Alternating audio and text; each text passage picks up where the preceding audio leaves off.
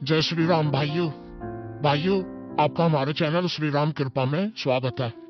दोस्तों, क्या है साबर मंत्र, कैसे इन्हें सिद्ध किया जाता है, इनकी रचना किसने की, क्यों की और कैसे इन्हें उपयोग किया जाता है, आज हम जो इंफॉर्मेशन, जो भी जानकारी, जो भी हम लोग बात करेंगे, मैं आपको जो बताने जा रहा हूँ वो इन्हीं के बारे में बताने जा रहा हूँ। तो दोस्तों, वीडियो को लास्ट तक आप देखिएगा ताकि आपको ये सारी इंफॉर्मेशन अच्छी तरीके से समझ में आए। तो दोस्तों, जो साबर मंत्र है, वो जो साबर का अर्थ होता है शबर, और ये संस्कृत के शब्द सब प्लस अरन से बना हुआ है, जिसका अर्थ होता है भगवान शिव। यानी कि देखिए तो भगवान शिव के द्वारा जो मंत्र रचित हैं उन्हें साबर मंत्र कहा जाता है।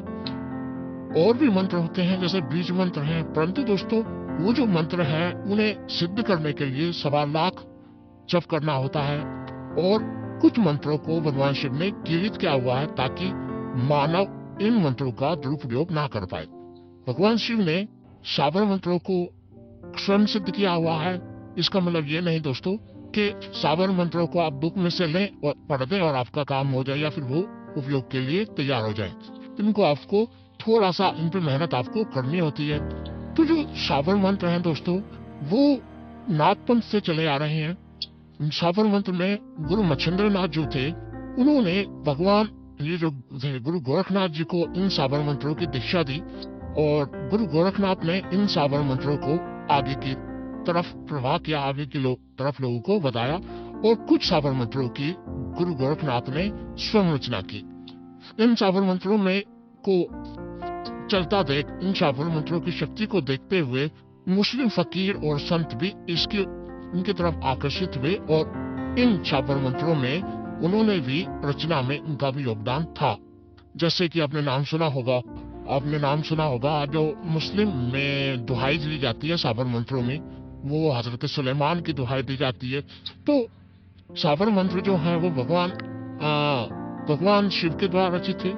और साबर मंत्र जो है दोस्तों, जीवन की कोई भी समस्या क्यों ना हो, साबर मंत्र के द्वारा उस समस्या का हल किया जा सकता है, अगर इन मंत्रों को सही तरीके से सही दिशा में इस्तेमाल किया गया हो। और यहाँ तक कि हमारे धर्मग्रंथों में ये तक लिखा हुआ है कि यदि उचित दिशा निर्देश से इन साबर मंत्रों का उपयोग किया जाता है तो जो व्यक्ति है वो समाधि की अवस्था तक पहुंच सकता है। ये साबर मंत्र से इतनी शक्ति होती है दोस्तों। तो जो साबर मंत्रों में जो शब्द जैसा है उसका वैसे ही उच्चारण करना चाहिए दोस्तों। जो कि ये मंत्र खुद सिद्ध होते हैं तो इन्हें सिद्ध करने की जरूरत नहीं पड़ती, फिर भी सिद्धि को बरकरार और चेतन यानी कि जागृत बनाए रखने के लिए विशेष अवसर पर, जैसे होली हो गया, दिवाली हो गया, या फिर पूर्णमासी अमावस्या के दिन इन मंत्रों को सिद्ध किया जाता है, इन मंत्रों को उनका जाप किया जाता है। यहाँ तक दोस्तों कि साबर मंत्रों की प्रामाणिकता वज्रचरा के संदर्भ में संत शिरोमणि जो गोस्वामी तुलसीदास जी हैं, उन्होंने एक छोटी सी पंक्ति लिखी है जो भगवान शिव और माता पार्वती को समर्पित है कि कली बिलो की जग हित हर गिरजा साबर मंत्र जाल जिन सिरजा अनमित अक्षर अर्थ न जापू प्रकट प्रभाव महेश प्रतापू। इसका अर्थ है दोस्तों कि कलयुग में प्राणियों के कल्याण के लिए शिव पार्वती ने साबर मंत्रों की रचना की। इन मंत्रों में भगवान शिव का आशीर्वाद पूर्ण तरीके से समाहित होता है दोस्तों। महाभारत ग्रंथ में भी भील रूप में शिव और अर्जुन का युद्ध जब हुआ था तो उस समय भगवान शिव ने अस्फुट स्वर में साबर मंत्रों की रचना की। वही साबर मंत्र बाद में प्रचलित हो गए दोस्तों। साबर मंत्रों में आन सौगंध का बहुत बड़ा महत्व है। आन और सौगंध के कारण ये मंत्र बहुत जल्दी जो है शीघ्र काम कार्य करते हैं, और इनमें सौगंध जो खाना होता है वो बहुत ज्यादा प्रचलित है। साबर मंत्र जनजातियों के जीवन में रसे बसे हुए हैं। इनमें से जो अधिकतर जो मंत्र होते हैं दोस्तों वो हिंदी में होते हैं, जिनमें गुरु गोरखनाथ, हजरत सुलेमान, हनुमंत वीर आदि की जो है वो आन दी जाती है। अनेक मंत्र ऐसे भी हैं जिन्हें गुरु की आन से ही कार्य वो कर देते हैं। इन मंत्रों में ऐसी शक्ति होती है कि दोस्तों की दूर बैठे रोगी का भी इलाज किया जा सकता है, और साबर मंत्र के प्रभाव से निसंतान को संतान, निर्धन को धन और अनेक समस्याओं का समाधान बहुत ही आसानी से किया जाए। तो अब दोस्तों हम बात करते हैं कि जो साबर मंत्र से अगर आप कोई भी साधना कर रहे हैं तो उसमें आपको कुछ खास बातें हैं जो ध्यान रखनी होती हैं, और इन खास बातों को अगर आप ध्यान रखते हैं तो यकीन मानिए बहुत जल्दी साबर मंत्र सिद्ध होते हैं। सबसे पहले तो साबर मंत्र साधना के लिए किसी जाति वर्ग या स्त्री पुरुष आदि का कोई भी बंधन नहीं है, किसे कोई भी कर सकता है दोस्तों।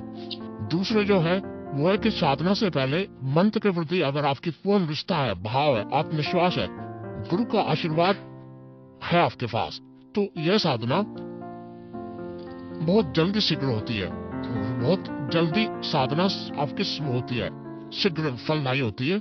और साबर मंत्रों में अगर आपके पास गुरु नहीं है तो भी आप कोई भी साधना कर सकते हो।